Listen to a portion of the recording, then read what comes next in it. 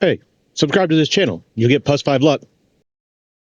What's up, boys and girls? Another day, another Xbox fumble. Actually, it's been the same fumble for a few days. I just wanted to offer up a question to you. What has happened to Xbox in your opinion? I'd like to look at what it looked like a long time ago and what it looks like today. So I found this. This is this infographic here. Fancy, I know. Stole it. But it's got the history of the logos. And it sure started off okay. But man, 2001 to 2005, banger logo. Absolutely cool. And it wasn't too bad after that. I think 2010 to 2013, this one here, this one's decent. It's not bad. But man, it really just went downhill after that. And then now we have the new logo, this one at the bottom. And I think it embodies everything that Xbox has become. We went from color and depth in 2001. You had a unique font, and we slowly lost all of it until we get down here. And it's just a black, soulless corporate logo. The only thing about this logo that stayed unique is that little tag on the B. If you look at that, that's the only thing. Even the X on the circle. If you go back up to the 2001 to 2005, the X's, they moved out. This obviously wasn't a ball. It was a hole in the ground. It was awesome. And then now you have the circle with an X that just kind of wraps around it. And it's sad. We didn't know what we had, boys. We really didn't. So I'm going to take you on a nostalgia trip back to September of 2007. We've all seen this video that I'm about to play, but I'm going to play a clip of it because I think it embodied what we all saw as not just Halo, but Xbox in general and how they treated their people. And I think this is a good... Your name? Shane Kim. And you are? I'm the head of Microsoft Game Studios. Wow, that's incredible. So, can you just tell us real quick, why is Halo so much more of a cultural phenomenon than any other video game in the world?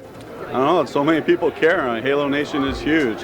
The combination of all the elements, great gameplay, great story, great characters, I mean, things that people really care about. And that's, it's not just an ordinary game, but it's really a piece of entertainment art. Is this the new entertainment, as they say? I mean, is this the future of the blending between the story, a movie, and gameplay, and just the online community? I mean, is it all melting together? Well, I think it's a great example of what's possible. Halo is not for everybody as much as I'd like to believe it is. It is a first-person shooter, so you've got to be a gamer to really get the most out of it. But I think Bungie does a great job of marrying all of those elements so that a broader fan base love Halo. And that's really a great example of what's going to be possible in the future as we tell different stories. Pretty awesome.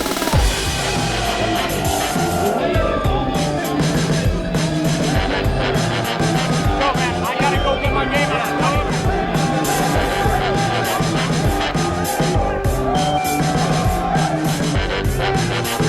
I don't think I can maintain this level of excitement. This game must be too awesome.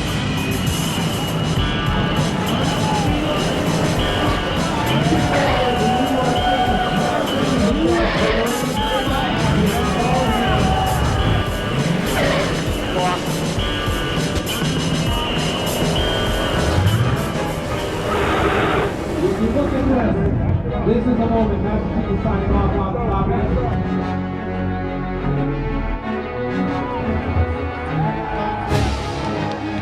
Yes, agreed, they are on their way in. He's pulling the gun for a line that you guys are running right now.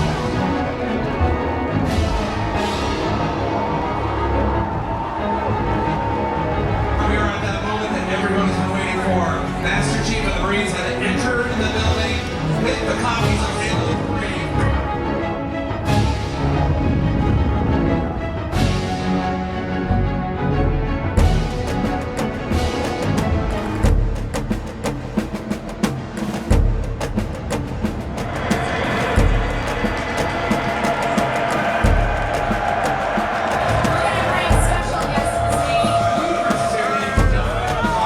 I don't think you could create a better environment. I was into a lot of things, especially four-wheelers when I was at this age. And something that stands out to me is this. These four-wheelers here, these were brand new. And they were what was the KFX 700. Or maybe it was a 650, I can't remember. It was big though. It wasn't cheap. You got 2 or 3 of these being rode around the streets of New York, paid for by Xbox or Microsoft, and then this Hummer H3 rolling in, decked out, they would not be able to pass this by shareholders today. This is what we lost. This is the Xbox we all loved. This version of Xbox and Halo doesn't exist and may never exist again, and that is really sad. So let's take a look at what we get now. I think we all know, we've already talked about the Xbox stuff, the Xbox Game Pass, but I think this is a good side-by-side here. This is what we need to see. What we just saw, the love that Xbox had for its people, and now this. Hey everyone, Xbox Game Pass is getting an upgrade. We've listened to your feedback, and now you have even more freedom to choose how you play the games you want. Here's a look at what's new and what's changing. First off, you might have noticed some changes to the plan names. Xbox Game Pass Core is now Xbox Game Pass Essential. Xbox Game Pass Standard is now Xbox Game Pass Premium. And Xbox Game Pass Ultimate is still Xbox Game Pass Ultimate. We explored other names, but they didn't work out. Of course, a lot more is changing than just the names. We've expanded all Xbox Game Pass plans to give you more games and more ways to play and more rewards than ever. Let's look at the upgrades to the plans one by one. First up, Essential, formerly known as Core. This plan is expanding to give you more ways to play, including PC and cloud gaming. Previously, Core was primarily for console, but Essential now lets you play games on Xbox console, PC, and cloud. That means you have the freedom to stream and play on any supported device. And with cloud gaming, that includes a lot of devices. We're also expanding the game library so you get access to over 50 games. And of course, you still get online multiplayer, so you can keep playing with your squad. Another upgrade is that Essential now includes in-game benefits for some of the biggest games, like League of Legends, Call of Duty Warzone, and Overwatch 2. And with Essential, you can earn up to 25,000 rewards points a year just by playing the games you love. You can redeem your points for Xbox gift cards to get new games, add-ons, and more. So if you've got your eye on some DLC, you can spend points to bring home the bundle. Next up, Premium, formerly known as Standard. While Standard was built with console players in mind, Premium was built with everyone in mind. So we're giving you more ways to play with this one too, with games on... Just a side note there. When you say that Premium was now for everybody, but you changed the name from Standard, which is a normal word, to mean this is what's normal, this is what everyone should have. And now it's Premium, and that's why it's for everyone? Okay. On Xbox console, PC, and cloud. You heard that right. PC and cloud are coming to Premium. With Premium, you get access to over 200 games. And when a new game is published by Xbox, it'll be added to the Premium library within 1 year of launch. I wish I didn't have subtitles on. Look at this. Oh, it took it away. There it is.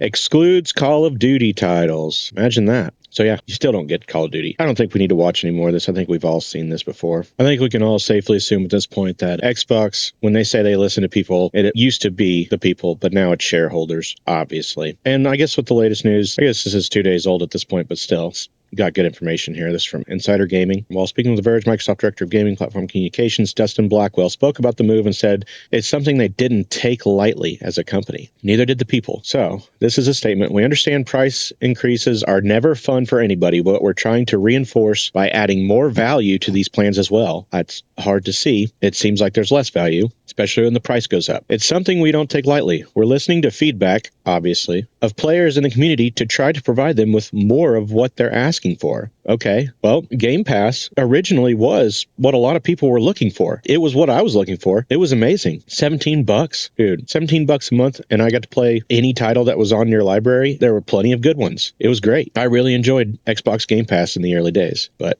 man, had they fumbled it. Let's continue. Blackwell also spoke about what the service is now providing players across its multiple tiers. He touted the increase to the game library, cloud gaming, and day one releases. We're also now giving access to more than 75 day one releases each year. That's a 50% increase over the day one titles we provided last year. I almost want to say I don't want 75 new titles released every year. I barely play 3 titles every year and complete them. 75? Give us like 5 really good games a year. You pumped out 5 Expedition 33s a year, you would dominate the market. But I don't think anybody really wants this. And the whole point of the day one release is why it was so great, because it was $17 a month. You just couldn't beat it with a stick. And of course, who can forget, it has Ubisoft Classic. We got Ubisoft Classic, guys. It's amazing. You know all those games you can get for $5 on the shelf at GameStop? Well, now you can get them for $30 a month. Thanks, guys. It's also worth noting here, in addition to Game Pass Ultimate price increase, Microsoft raised the cost of PC Game Pass from $11.99 to $16.50. So at least you can still get one of them for around $15, but you just can't help but milk $5 more out of the PC guys. They equate it to Ultimate. Both PC Game Pass and Ultimate subscribers will get day one releases. That's great. But there's also less games on PC Game Pass than there is in the premium tier. Those on the premium plan will get first-party Xbox games within a year of launch, except for Call of Duty. This is honestly obnoxious, man. What has happened to Xbox? So I guess this is where we are. This is what's happened to Xbox. They've become a soulless company that really started with good intentions and really loved their player base, and now they seem to only prioritize shareholders. So that's my opinion. Tell me what you guys think in the comments. All right, like it, sub it. Thanks. Bye.